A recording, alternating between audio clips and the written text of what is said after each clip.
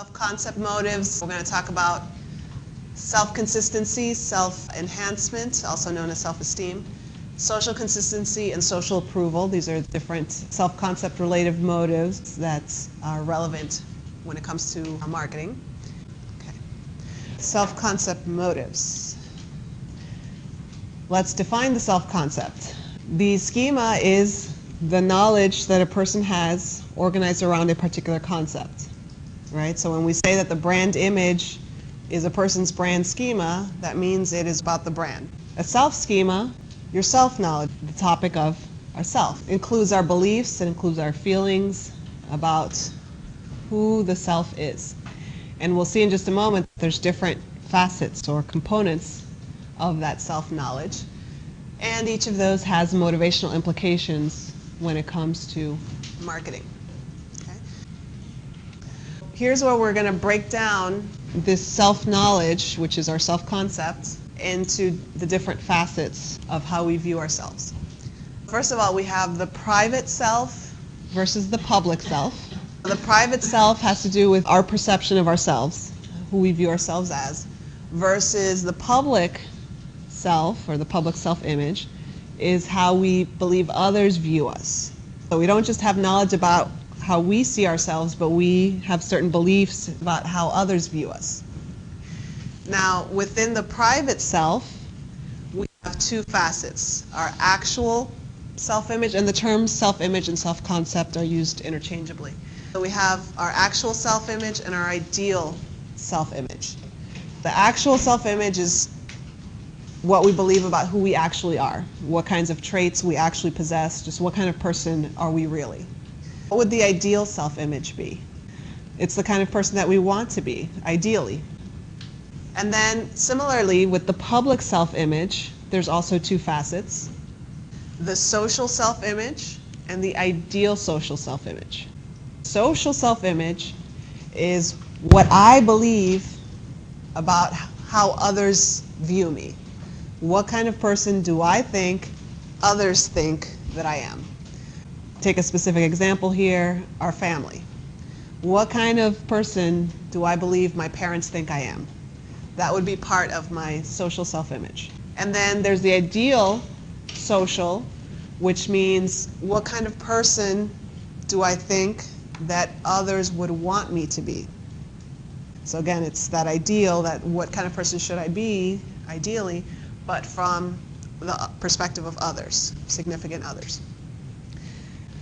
We have so many different social circles, right? So it might be in terms of work, my coworkers, my boss, I might have one social self-image and ideal social image. In terms of friends and family, I might have a different one. So depending on which facet is driving the person's motivation in a particular instance, that's tied to a certain motive. Maintaining my actual self-image is what's motivating me at the moment, then we call that the self-consistency motive. We're trying to maintain consistency with the type of person we believe we are. Now, if I am driven by achieving my ideal self-image, because that's the self-esteem motive. And when we talk about self-esteem, again, it's how the person views themselves. So they're, excuse me, you feel satisfied with yourself because you're achieving the ideal view of yourself, the ideal you that you would want to be. And then similarly over here we have different motives. For the social self-image, if I'm motivated to maintain the view that I think others have of me, then we call that the social consistency motive. And let's just say a consumer is an athlete, and so around the other team members, I believe that the other team members have a certain view of me. I'm going to want to behave in ways that are consistent with how I think others view me. If I'm motivated by achieving my ideal social self-image, so how I think others want me to be, ideally, then that would be called the social approval motive. So I'm trying to achieve that ideal view of how others want to see me in order to gain that social approval from them. It's a lot of stuff, a lot of motives going on. So how does it relate to market? The bridge, the link between that and marketing strategy lies in what's called the image congruity effect.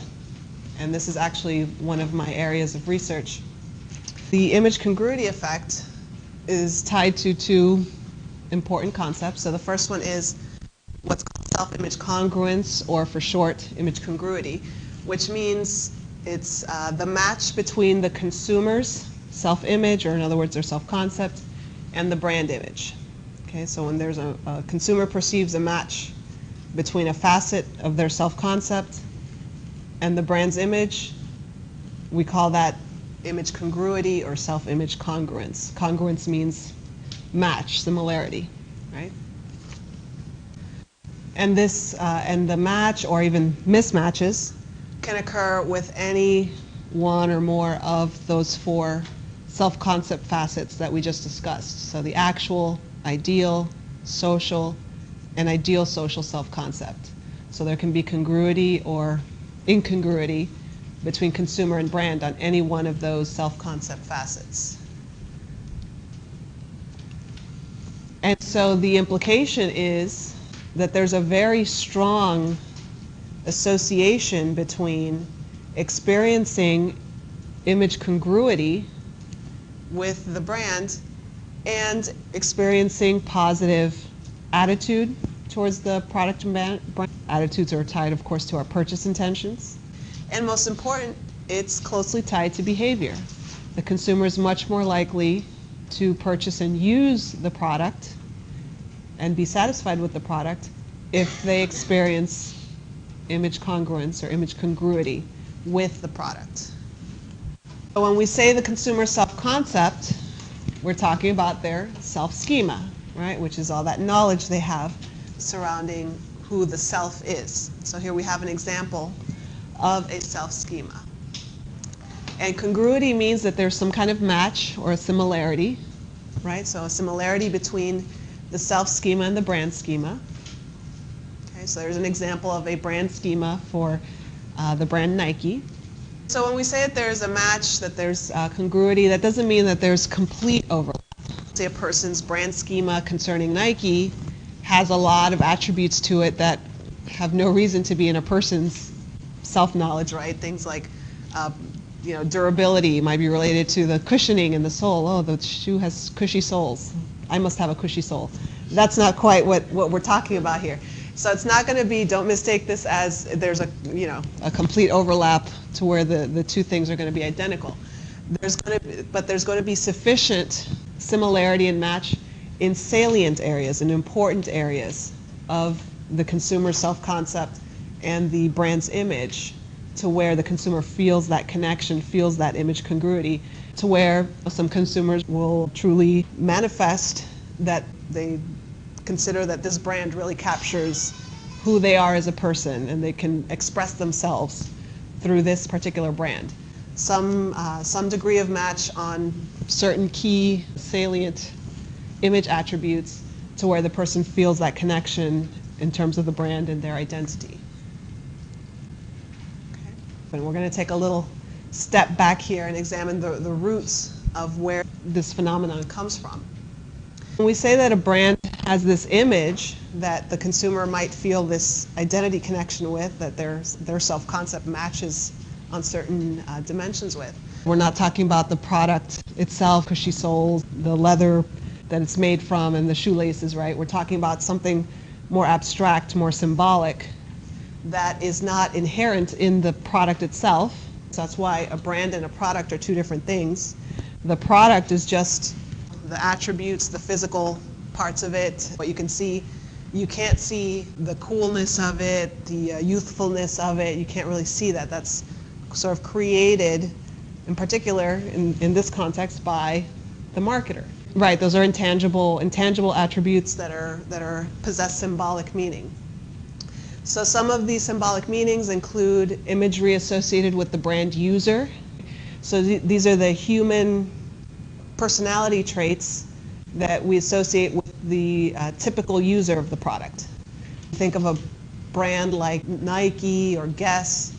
Two different people pop into your mind, right, as who would be the typical person that you would see wearing Nike versus the typical person that would be wearing Guess or Calvin Klein. That image that we have in our mind of who that person is, there's certain personality traits there, All of those can form part of the brand's image. And of course, the marketer achieves that by using their marketing strategy to move these meanings into products. So that's why the choice of a certain spokesperson to be in the advertisement for a product is a huge deal, because that's putting a human being in connection with the product, with the brand. These image traits become part of the brand image the consumer has, and if they're negative, then that's going to make it less likely that image congruity is going to happen, and hence less likely the person will buy the brand, have a positive attitude toward the brand.